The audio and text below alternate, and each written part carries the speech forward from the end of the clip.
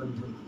सोचिए, ऐसी अवस्था में जब वो क्रूस पर से उतारा गया, कब्र में रखा गया, और जब वो तीसरे दिन मृतकों में से जी उठा, तो उसका शरीर एक महिमा की देह में था, शरीर पर कोई घाव नहीं थे। यह है आपके पवित्र प्राण बंधन, यह आपका धर्मी प्राण बंधन, जिसमें आपको महिमा की एक देह दे दी गई है। अब आपके ऊपर वो पाप की पुरानी देह नहीं है। आप मत सोचना कि आपसे गलतियां हुई है, उस गलती का प्रायश्चित कर दिया गया है। उस गलती के पाप का प्रायश्चित हो चुका है। यीशु ने कहा है, परमेश्वर का वचन कहता है, सबों ने पाप किया और सब परमेश्वर की महिमा से वंचित कर दिए गए थे। फिर पौलुस कहता है, ईश्वर ने चाहा ईसा मसीह हमारे पाप के लिए प्रायश्चित करे, और हम विश्वास के द्वारा, आप जो विश्वास के साथ यहाँ पर इकट्ठे हैं, हम विश्वास के द्वारा प्रायश्चित का पवित्र फल अर्थात हमारा पुनरुत्थान और महिमा की देह अनंत जीवन को ग्रहण करें। विश्वास के द्वारा आपके जीवन के सारे अधर्मी प्राण बंधन हटा दिए गए हैं। अब आप पूर्ण रूप से पवित्र और निष्कलंक हैं। विश्वास कीजिए और प्रार्थना कीजिए। आप जब प्रार्थना करेंगे तो परमेश्वर की सामर्थ्य प्रभावी रूप से आपकी आत्माओं को स्पर्श करेगी। परमेश्वर की सामर्थ्य प्रभावी रूप से आपके हृदय को स्पर्श करेगी।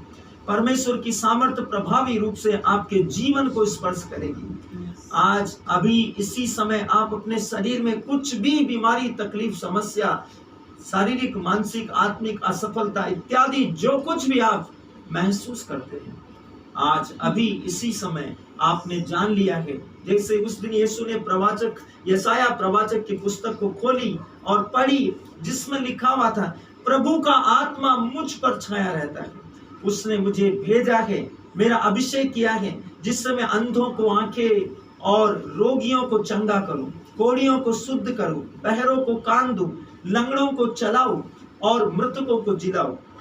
और उसने पुस्तक को बंद किया और रख दिया। सब लोग उसकी ओर देख रहे थे। उसने कहा, आज धर्म ग्रंथ का ये कथन तुम लोगों के सामने पूरा हो गया है।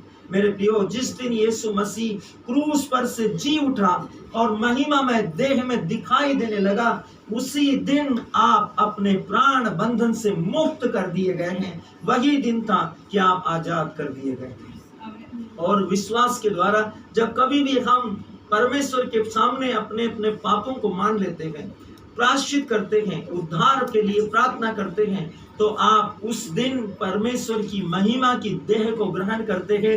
आप अपने प्राण बंधन से हमेशा हमेशा के लिए आजाद कर दिए जाते हैं। सोचिए मेरे प्रियो, बरतुल्मै को चंगा करने के समय यीशु ने क्या किया था, यीशु ने क्या कहा था? यीशु के शब्दों पर ध्यान दीजिए। आप कभी भी अपने पुराने स्वभाव में नहीं जा पाएंगे। यदि आप इन शब्दों के साथ इनको स्मरण करेंगे जिंदगी में, इनको याद रखेंगे अपने जीवन में, तो कभी भी आप जब चंगे होने के बाद दोबारा वही तकलीफें आपके शरीर में नहीं हो सकती, और दूसरी समस्या भी आपके जीवन में नहीं आ सकती। आपको हमेशा याद रखना पड़ेगा कि आप एक नई सृष्टि है।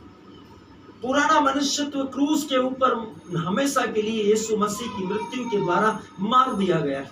अब आप नए प्राणी हैं, आपके पास नया जीवन है, आपके पास दैवी जीवन है, आप स्वर्गदूतों का जीवन जीते हैं।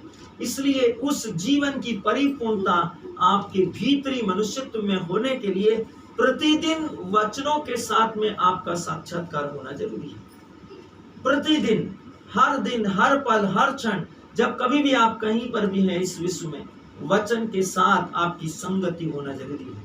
तो आप उस पवित्र धर्मी प्राण बंधन में होंगे, तब आप जो कुछ बोलेंगे वही होगा इस विश्व में। आपकी प्रार्थनाएं प्रभावी रूप से उत्तर लेकर आएगी, वे खारिज नहीं की जा सकती।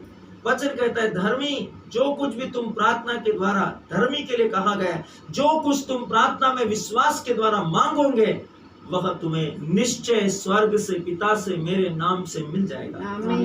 अधर्मी के लिए कहा गया है, याकूब के पत्र अध्याय 2 में वचन संख्या 5 में परमेश्वर का वचन कहता है, हम प्रार्थना करते हैं लेकिन प्रार्थनाएं अनसुनी हो जाती है, क्योंकि ठीक तरीके से प्रार्थना नहीं करते। क्योंकि हमारा जो अधर्मी प्राण बंधन है उसको तोड़ दिया गया है यीशु मसीह की सलीब जीवन, मृत्यु और पुनरुत्थान के द्वारा। लेकिन हम अपने पापों में दोबारा बंधे रहने के कारण, उन्हीं पापों में जाने के कारण, जो गलतियां हम कर चुके हैं उसके लिए प्रायश्चित करने के बाद, पाप स्वीकार करने के बाद में, कन्फेशन करने के बाद में, हम दोबारा पिछले सप्ताह इस महीने के पापों के साथ फिर अगले महीने के पापों में वही पापों को ऐड कर कर हम कन्फेस करते हैं। ये जानबूझकर की हुई गलतियों में आता है।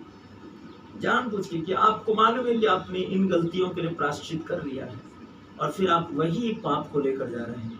इसका मतलब आप उस गलती को पाप पर पाप कर कर बार बार दोहरा कर परमेश्वर के पवित्र आत्मा का मजाक उड़ा रहे हैं। सोचिए मेरे प्रिय, ये मानवीय स्वभाव की जानबूझकर की हुई गलती है। इससे पवित्र आत्मा जो कि बहुत पवित्र है कैसे नजरअंदाज कर सकता है? अपने विश्वास में, आत्मा में, सत्य निष्ठा में, धार्मिकता में जब आप जी रहे हैं तो आपकी बातें हाँ की हाँ और ना की ना क्यों नहीं होती? सोचिए कि आप परमेश्वर के जन हैं और आप में पवित्र आत्मा है। पवित्र आत्मा है, पवित्र आत्मा परमेश्वर की सामर्थ है, वो आप में है। क्या परमेश्वर की सामर्थ्य हर किसी दूसरे तीसरे व्यक्ति से लड़ना, झगड़ना या उल्टी सीधी बातें करना या इधर उधर की बातें करना या गलतियां करना, क्या परमेश्वर की आत्मा जो आप में बसी हुई है क्या वो ये करती है? सोचिए मेरे प्रिय, आप परमेश्वर का पवित्र जन है। यीशु मसीह का आत्मा आप में बसा हुआ है। आपके ऊपर पवित्र आत्मा की मोहर लगाई गई है। आप और मैं बचा लिए गए हैं। सोचिए क्या होता उस दिन जिस दिन लाल सागर दो भागों में नहीं बंटता, फिरौन की शक्तिशाली सेना मिस्रियों को सर्वनाश कर देती। सोचिए मेरे प्रियो, परमेश्वर ही है जिसने उन्हें फिरौन के पंजे से छुड़ा दिया था और उनके लिए समुद्र जैसी बड़ी भयानक बड़े बड़े बड़े मार्ग में अवरोध को हटा दिया। आपके लिए भी परमेश्वर ने वही किया है।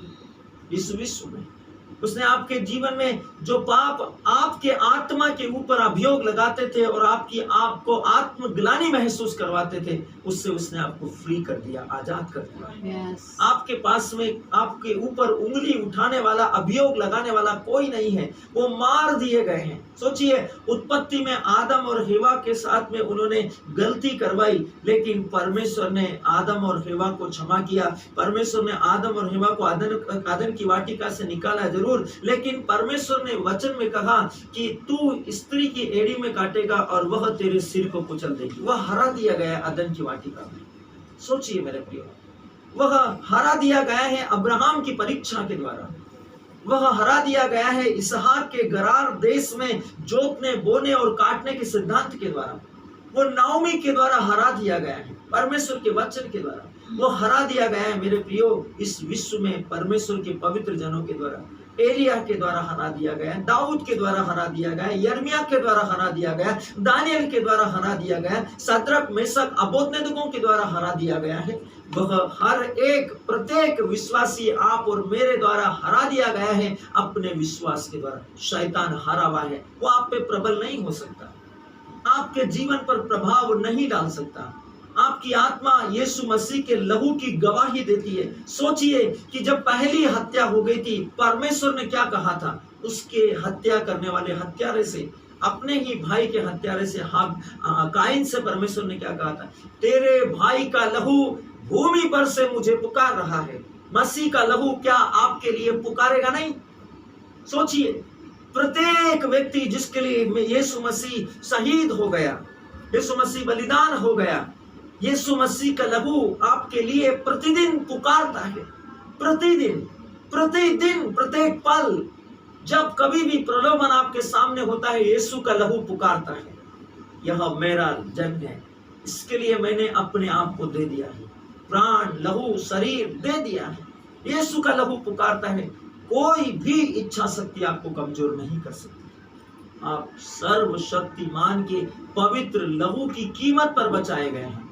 आप बहुत अद्भुत है, बहुत बहुत बहुत अद्भुत है। अपने आप को कमजोर मत समझिए। विश्वास की घोषणाएं कीजिए, धार्मिकता की घोषणा कीजिए, पवित्रता की घोषणा कीजिए। मेरे प्रियो, विश्वास में रहिए। सोचिए कि दाऊद से जब परमेश्वर ने बातें की तब परमेश्वर की बातों को सुनकर दाऊद का हृदय क्या हुआ? उत्साहित हुआ। सोचिए मेरे प्रियो,